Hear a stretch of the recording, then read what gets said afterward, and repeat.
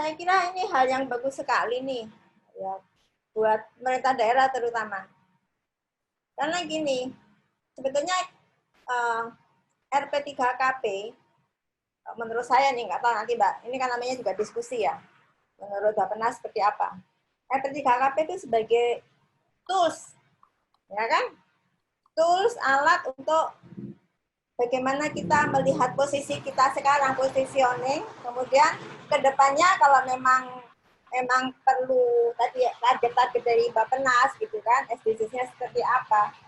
Itu saya kira justru RP3KP punya peranan sangat penting. Karena kalau nggak ada data, ya datanya kalau hanya dari BPS aja ya kita tahu lah data BPS seperti apa. Bukan merendahkan BPS, karena BPS maksud saya itu ya memang data yang memang dipakai untuk nasional, kebijakan nasional. Kita juga bicara dengan pihak-pihak luar negeri kan gitu kan. Tapi kalau namanya rumah itu kan masing-masing daerah itu baseline-nya ya datanya dia sendiri gitu kan. Soal nanti mau dikonversi dengan apa kata-kata rumah tangga tadi ya, sesuai dengan apa yang datanya BPS itu, saya kira ya fine-fine aja. Yang penting sebetulnya tujuannya bagaimana rumah itu ada, tersedia, dilengkapi dengan PSU yang cukup. Saya nggak tahu ya, maksud saya dari Bappenas sendiri sampai sekarang, saya nggak tahu apakah dari Bappenas ataupun dari Ditjen Perumahan gitu kan, apakah sudah bicara masalah bagaimana sih program-programnya? Kalau kita hanya bikin perbaikan BSPS gitu kan, kemudian rumah dibangun oleh para pengembang, kemudian dari PU sendiri hanya bikin PSU. Sementara ya kumuh ya hanya kumuh aja gitu kan, lingkungannya baik, tapi orangnya sendiri sebetulnya dia belum juga mengunjungi rumah yang layak.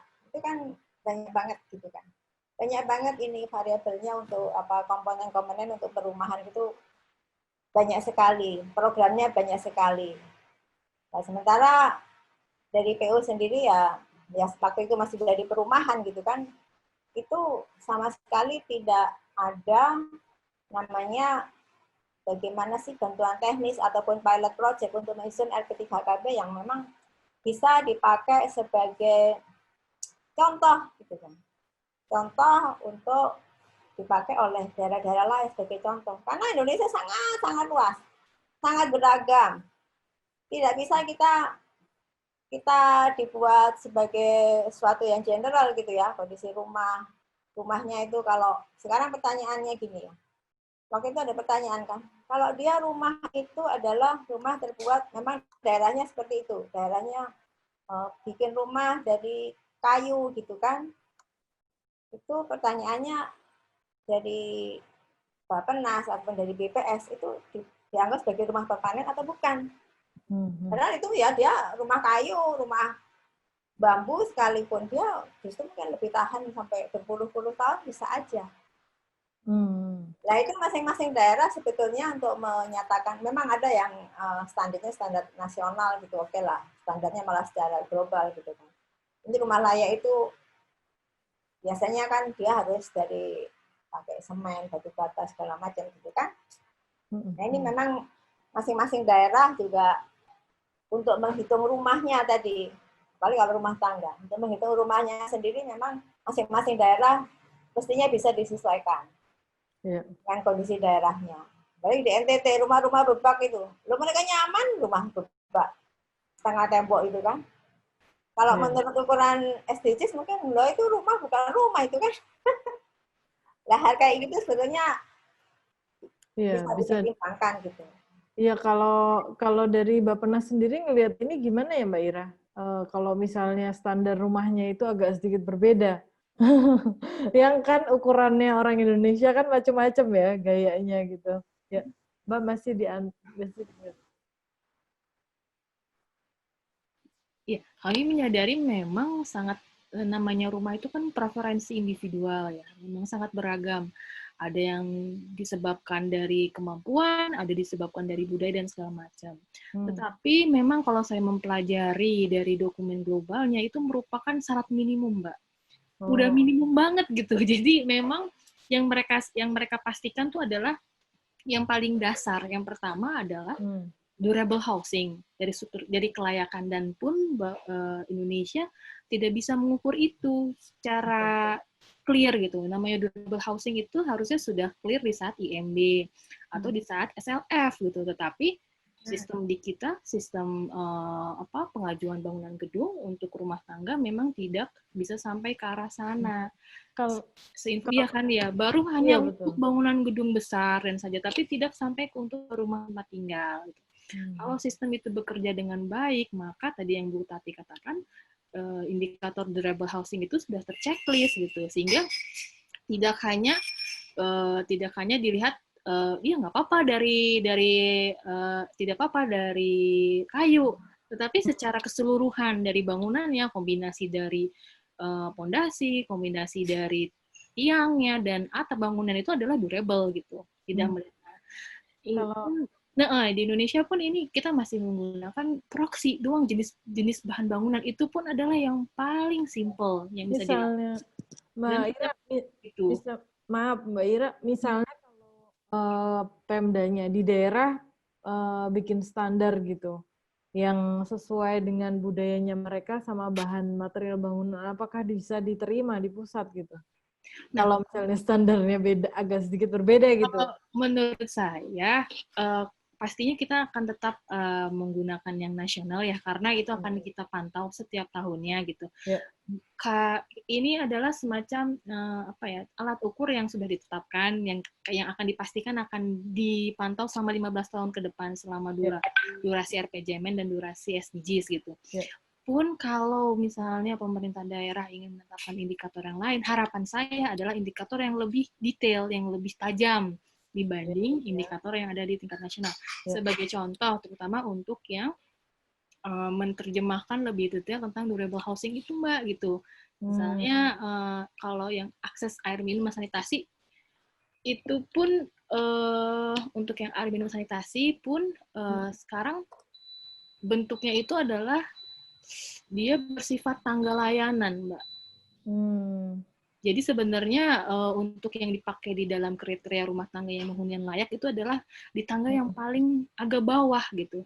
Sementara kalau untuk di goalnya air minum dan sanitasi itu udah disyaratkan ke tangga yang lebih tinggi, yaitu air minum aman. Saat ini kita baru air minum layak saja. Jadi memang harapannya pemerintah daerah ketika ingin menggunakan indikator tersendiri, saya sih mengusulkan indikatornya adalah yang lebih tajam dari apa yang sedang diukur oleh di tingkat nasional begitu. Iya.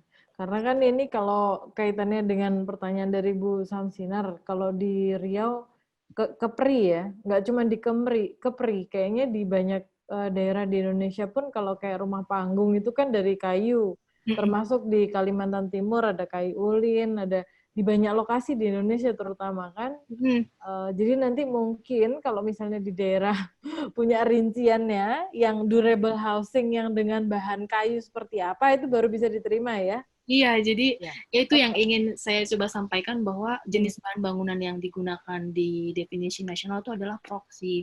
Nah, kalaupun nanti daerah ingin mempunyai indikator atau konsep dan definisi tersendiri, harapannya sih bisa lebih mempertajam si definisi dari durable housing itu. Jadi sebenarnya sih Mbak, struktur bangunan yang sebenarnya orang sipil itu yang lebih tahu bagaimana. Karena surveyor Bappenas nggak punya kemampuan itu, Mbak. Misalnya dia mensurvei, ini durable atau enggak ya? Nah, dia nggak punya kemampuan. Dan mungkin gini, Mbak Ira. Kalau gini, oke lah. Itu saya kira sebetulnya saya nggak tahu ya. Maksud saya mestinya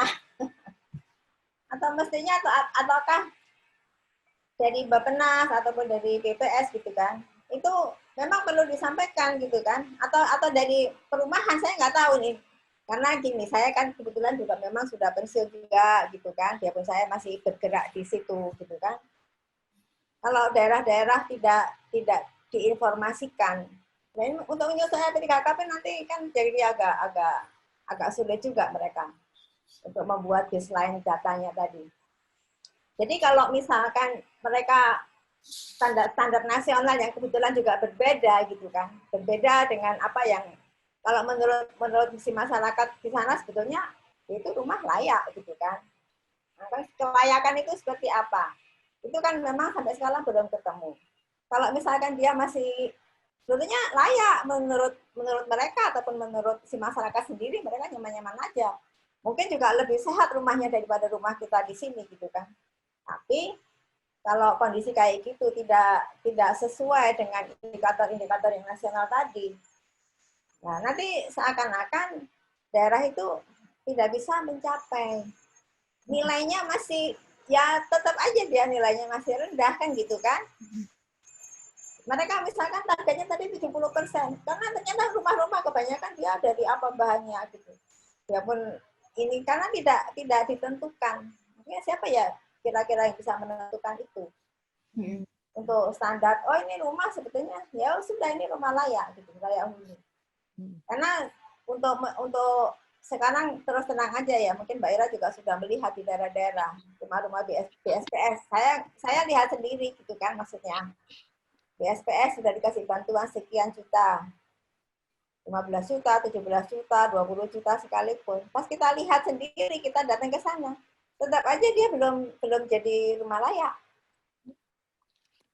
Nah, Bu, itu tapi kan kalau saya boleh merespon, sebenarnya sudah ada mekanisme di kita, Bu, yang untuk mengecek apakah rumah itu layak atau tidak, yaitu mekanisme IMB sama SLF. Nah, sekarang bagaimana gini, maksud saya ke arah sana gitu, Bu. Oke, maksud saya kan yang diterbitkan IMB atau SLF itu berapa persen sih? Nah, itu dia. Ada yang jauh ya. banyak, dia di tengah hutan, di tengah sawah itu banyak banget, di tengah kebun banyak banget. Itu jauh lebih besar gitu loh maksud saya. Ya mungkin ya itu sih saya kira memang dari nasional gitu kan, nasional itu punya target ya bagus gitu, bagus tetap aja. Namanya kita kalau nggak punya target, nggak punya goal gitu kan, susah ya Bu. Kita mau bekerja nanti. gitu kan, Ya. kita nggak bisa menyusun roadmap-nya seperti apa. Ya. Nah makanya saya pikir mungkin ya, saya nggak tahu nanti dari teman-teman dari Pemda ini untuk menentukan dia target ke rumahnya segala macam ya masing-masing daerah. Ini nanti tinggal dikonversi aja. Berarti sesuai dengan standar nasional, dia berapa sih capaiannya? Itu kan tinggal dikonversi. Jadi saya kira kalau menurut saya, ya kita nggak usah terlalu pusing lah. Karena biarpun sudah tadi saya bilang tadi, sudah dikasih bantuan sekalipun BSPS, tetap aja dia rumah itu belum layak sampai kan saya nggak bawa peserta diklat itu. Wah, nah ini kan jadinya seakan-akan ini rumah ini jadi rumah permanen. Ya.